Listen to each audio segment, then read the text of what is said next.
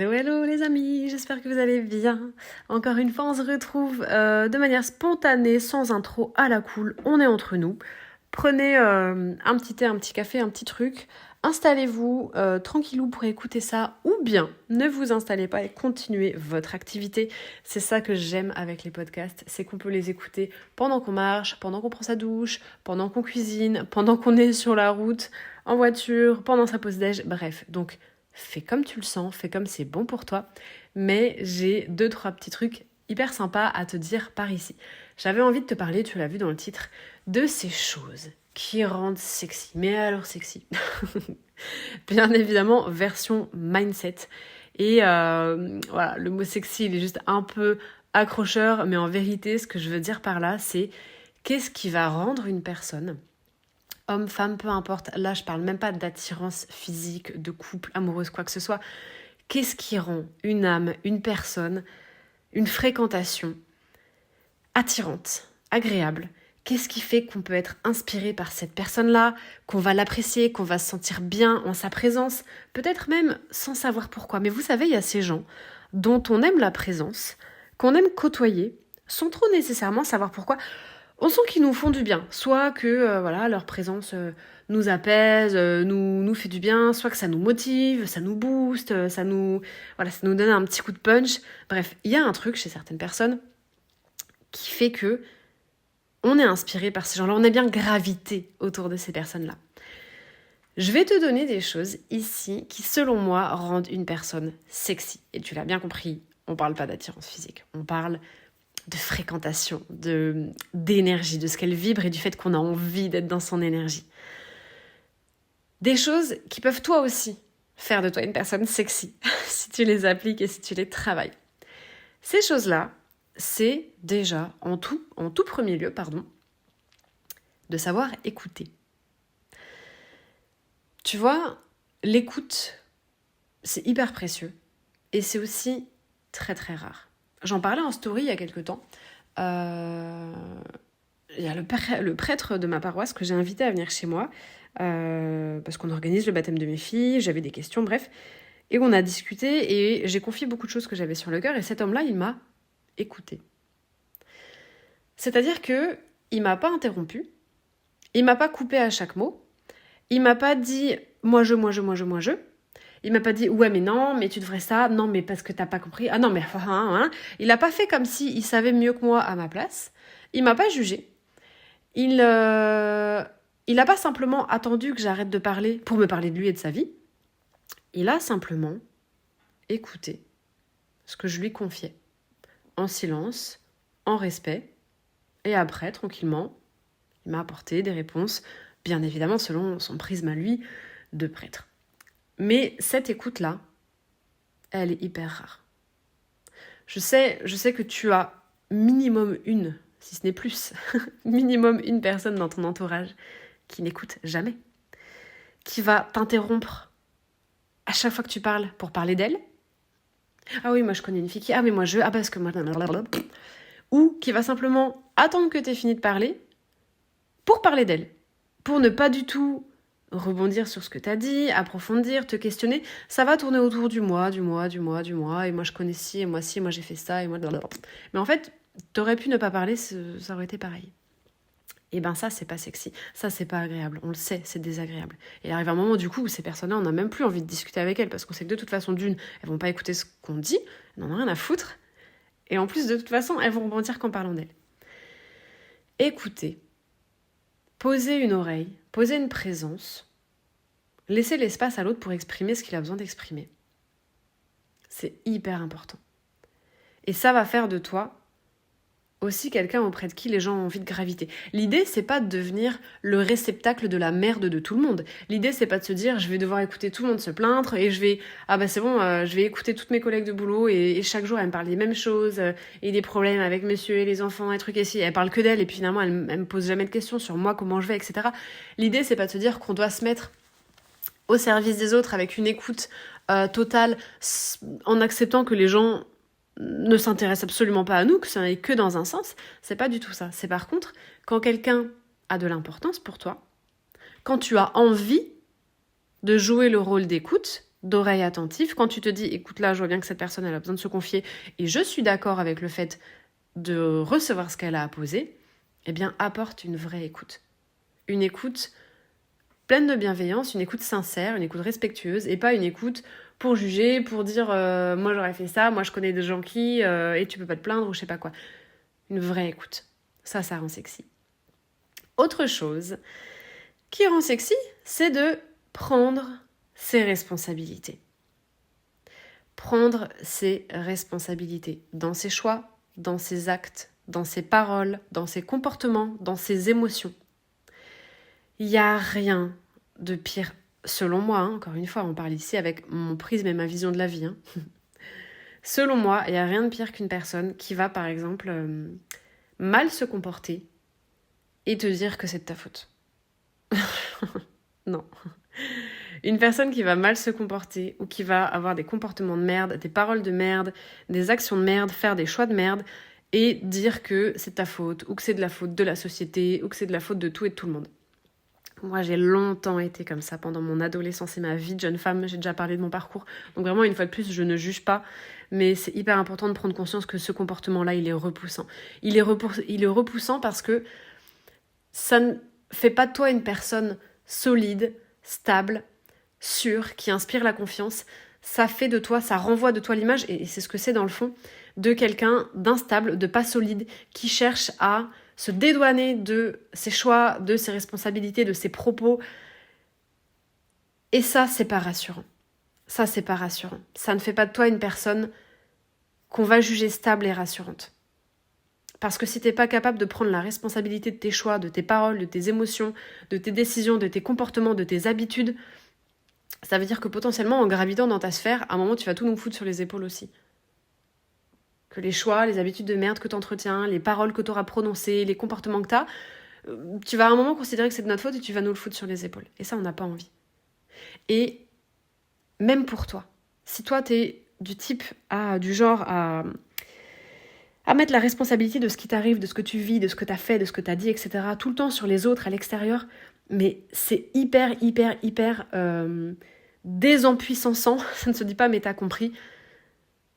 Ça t'ôte tout ton pouvoir. Ton pouvoir, il vient, et ça je le dis en long, en large et en travers ici et dans tous mes contenus, ton pouvoir sur ta vie, j'entends, sur ta vie, sur ton bonheur, sur ton bien-être, vient du fait que tu saches prendre tes responsabilités. À partir du moment où tu sais prendre tes responsabilités, tu es capable de te comporter différemment, tu es capable de clore des chapitres de ton passé, tu es capable d'aller chercher des opportunités, d'adopter de nouvelles habitudes, d'avoir de nouveaux comportements, de revoir tes schémas de fonctionnement, de te comporter différemment avec ton entourage, avec toi-même, de faire des choix, d'arrêter de mettre la faute de tout ce qui a pu t'arriver à l'extérieur comme si tu n'étais qu'une victime de ta vie, mais de bien devenir actrice de ta vie. Prendre ses responsabilités, c'est sexy. Un autre point qui va un petit peu avec le précédent, c'est d'éviter la mauvaise foi.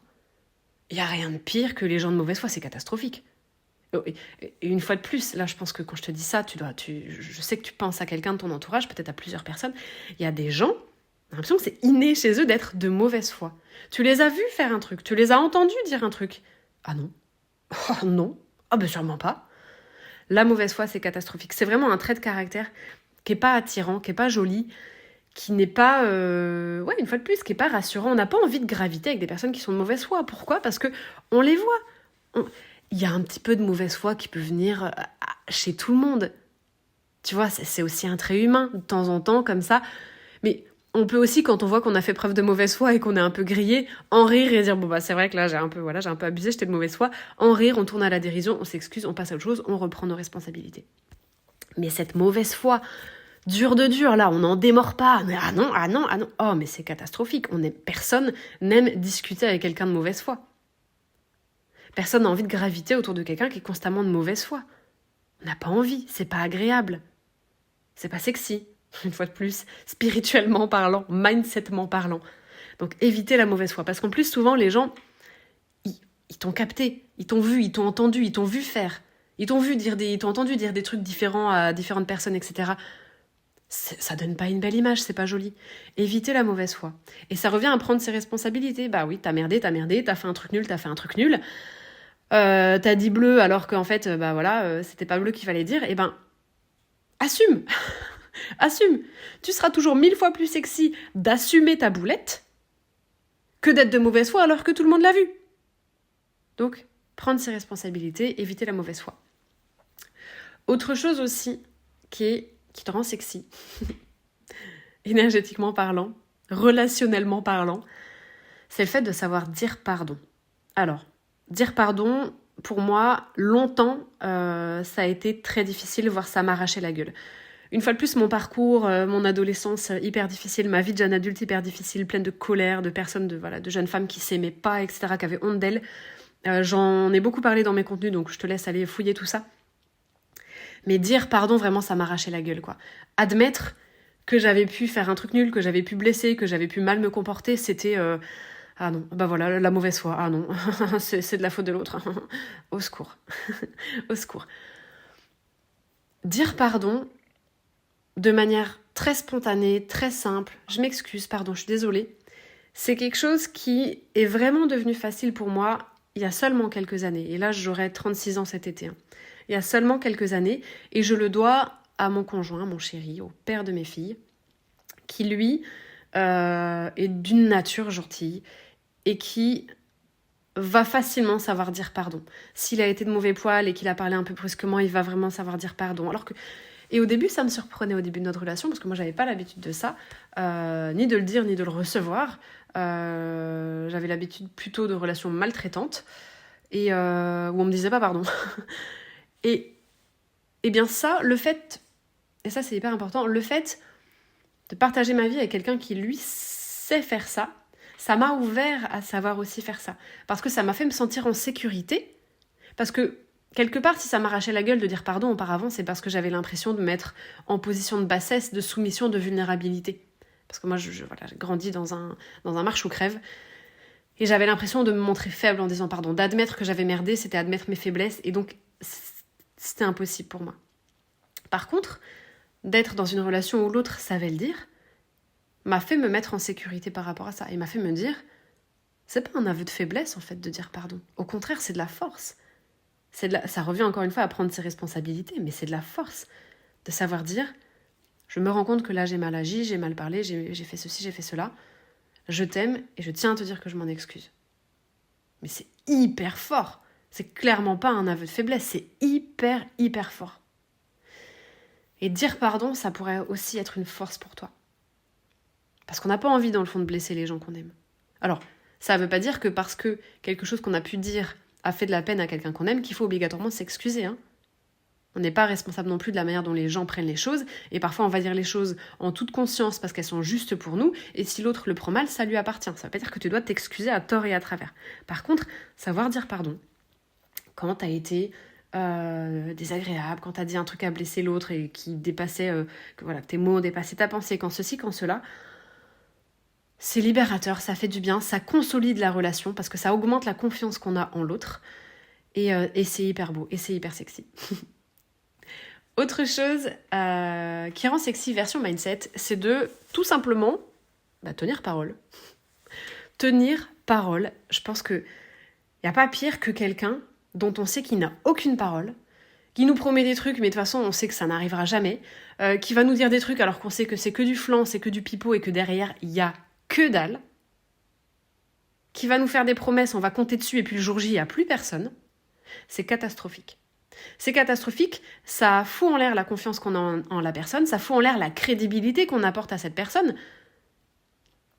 mais ça fout en l'air aussi la crédibilité qu'on s'apporte à nous-mêmes, si on est cette personne qui tient jamais parole. Parce que si toi, tu es cette personne qui tient jamais parole, quel crédit tu t'accordes à toi-même ? Est-ce que tu te considères vraiment comme une personne fiable ? Si t'es pas capable de tenir les paroles que t'as posées. Si tu dis des trucs, tu sais que tu les tiendras jamais. Si tu fais des promesses, tu les tiens pas. Est-ce que tu penses être une personne fiable, digne de confiance, solide, une personne avec qui on a envie d'avancer, auprès de laquelle on a envie de graviter ? Je pense pas, honnêtement, je pense pas. Et d'ailleurs, je crois que j'en avais parlé dans l'épisode « Comment renforcer ta fierté de toi ?» en faisant ce que t'as dit que t'allais faire. Bah oui, tu dis que tu vas faire un truc, tu le fais. C'est un cercle vertueux de renforcement de confiance en soi, d'estime de soi, de fierté de soi. Si toi-même tu sais que t'es quelqu'un qui a aucune parole et que t'es pas fiable, excuse-moi, mais ça te donne pas une très bonne image de toi-même. Parce qu'une personne qui est pas fiable, t'as pas une bonne estime d'elle. Tu sais que de toute façon, elle va te tenir des grandes paroles, elle va te faire des promesses, elle va dire des oui, des trucs, des machins, mais ça, c'est que du pipeau. Et ça, c'est pas sexy. Tenir parole. Tenir parole, ça fait du bien à tout le monde. Et à commencer par toi. Voilà. Tu sais en toi-même comment toi, t'es une personne fiable. T'es une personne qui fait ce qu'elle a dit. T'es une personne qui tient ses promesses. Tu dis pas des trucs en l'air. Et ça, c'est important. Voilà un petit peu ce que je voulais te dire. Alors j'aurais pu citer encore plein d'autres choses. D'ailleurs, si tu veux une version 2, dis-la moi. Si tu veux un épisode 2 de ces trucs qui te rendent sexy version mindset, dis-le moi. Ça a été un plaisir d'enregistrer ça. C'était un petit peu léger, un petit peu fun, un petit peu spontané, mais voilà, je pense que tu vas partager pas mal des choses. Enfin, tu vas être d'avis, du même avis que moi, pardon, c'est pas hyper français ce que je te dis là, au sujet de pas mal des points que j'ai énoncés. Si t'as d'autres trucs qui te viennent en tête qui pour toi instantanément rendent une personne sexy, et une fois de plus, je parle pas d'attirance physique, mais ça peut être ça, oui, ça peut être quel trait mindset rend pour toi ton chéri, ta chérie hyper sexy à tes yeux, ou voilà, qu'est-ce que tu trouves attirant chez tes amis, même chez des personnes que tu connais pas et que tu rencontres, et tu vas dire, je suis attirée par cette personne, même amicalement parlant, même simplement d'un point de vue de la discussion, etc., d'un échange, parce qu'en fait, elle vibre ça, elle ressort ça, elle a ce trait de caractère-là. N'hésite pas à me partager ça en commentaire. Tu peux le faire si tu m'écoutes sur Spotify, sur YouTube, me mettre un petit commentaire. Tu peux venir m'en parler en DM aussi sur Instagram, t'as tous les liens dans la description, t'as tout ce qu'il te faut. Mais n'hésite pas à me partager un petit peu ton retour là-dessus. Et si tu veux que je te fasse un épisode 2, dis-le moi aussi en commentaire.